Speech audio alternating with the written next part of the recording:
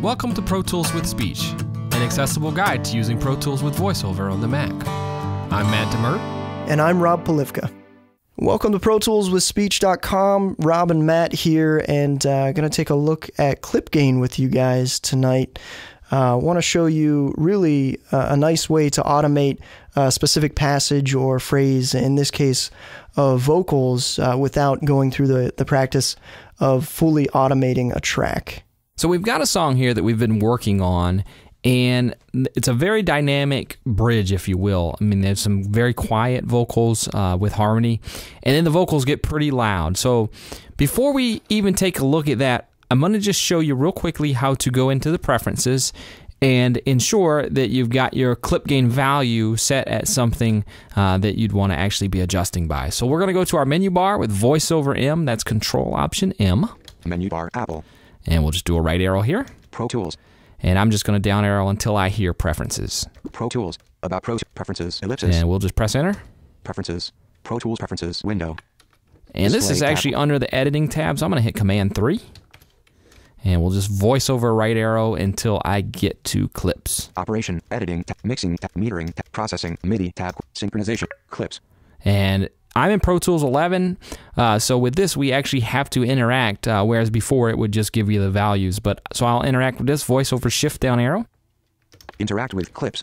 And I'm just going to press voice over right arrow.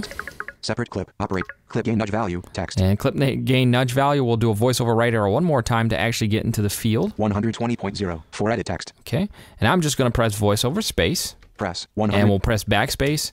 Now, if you want a value less than 1, you'd want to type in 0 decimal in that number, and it needs to be in tenths. So if I wanted a half a decibel, we'd type in 0.5, and we'll just move off of this. Clip gain nudge 0.5 for edit text. But in our case, we actually want to be at 1 decibel, so I'll just press voice over space. Press 0.5. And we'll just do a backspace, and I'm just going to press 1, and we'll voice over left. Clip gain nudge value. Text. And voice over back to the right. 1.0 for edit text. And that's what we want to be on, so I'll do a voice over shift up arrow. Stop interacting with clips. And we're just going to go get this OK button. Again, I have a numeric, so I'm going to hit voice over end. OK button. And you can do a voice over right arrow to get there, and I'm going to do voice over space. Press edit strings clip gain window. And we're back in our edit window. So we're going to take a listen to the bridge of this song, and again, the first part of this bridge is a little softer, and then the vocals are definitely going to go up in volume, and you'll see why we want to use clip gain here. So I'm going to go to my marker here. Selected LT Comp audio track. And we're just going to hit play. I'm so in love with you. I'm so in love with you. I'm so in love with you, Jesus. I'm so in love with you. I'm so in love with you. I'm so in love with you, Jesus, Jesus.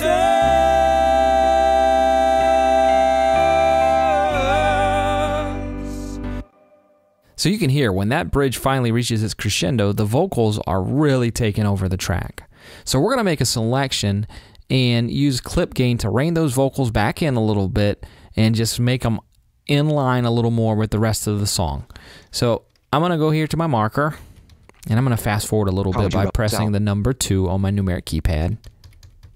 I'm so in love with you. I'm so in love with you, Jesus. And I just dropped the down arrow.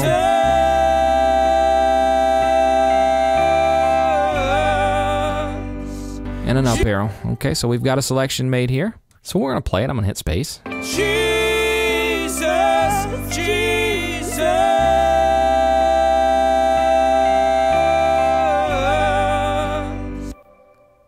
So the first thing I do in my workflow is go ahead and turn on loop playback. So I'm going to press Command-Shift-L. Loop playback checked. And the reason I do that is as this loops, I can adjust my volume up or down accordingly.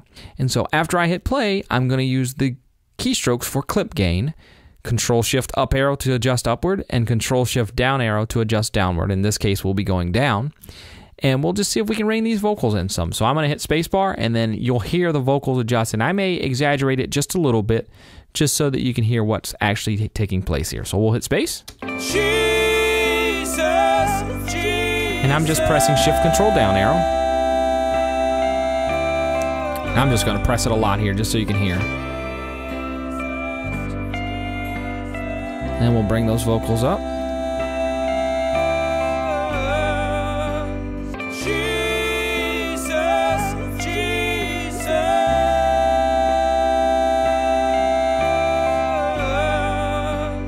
And we'll go ahead and leave it there.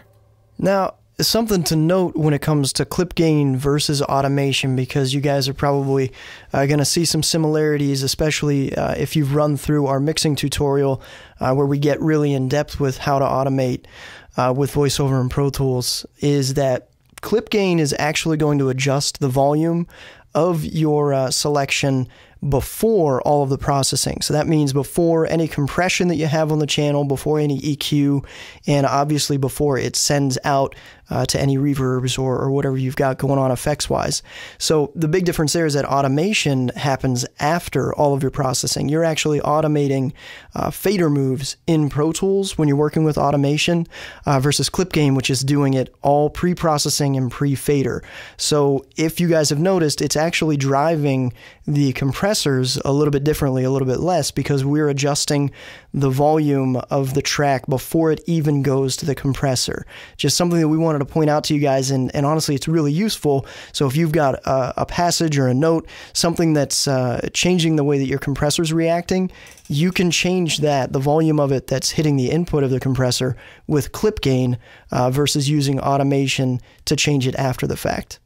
Another comment we'd like to make too is you can actually use clip gain on anything. So if you wanted to use it on your guitar track or a bass or a piano, whatever, it doesn't necessarily have to be vocals. It's basically just a way to adjust volume on any track, whether it be up or down. Absolutely. And probably the only difference, or I don't want to say downfall, but shortcoming maybe of clip gain is that it's done hard and fast. So when you've got your selection made, you're going to move everything that's within that selection either up or down, obviously depending on what you're doing.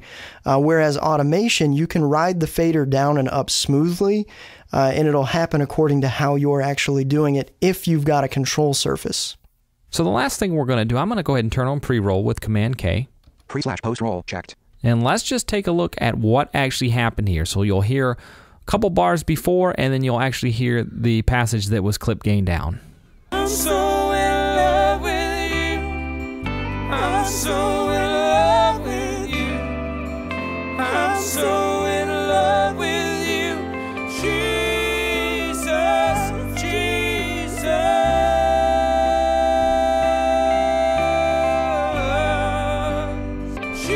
So that's clip gain, and again, that was introduced in Pro Tools 10, and it's also available in 11. And honestly, since I have started using clip gain, it's definitely changed my workflow. Where I'd reach for automation to do a pretty simple task like automate a passage, I'm definitely using clip gain more and more. So hopefully this is something that can help you and you can integrate into your workflow. And as always, any comments or feedback, feel free to use the Contact Us page at ProToolsWithSpeech.com. For more tutorials and tips and tricks on how to get the most out of Pro Tools with VoiceOver, check us out on the web at www.ProToolsWithSpeech.com. And be sure to follow us on Twitter at PTWithSpeech.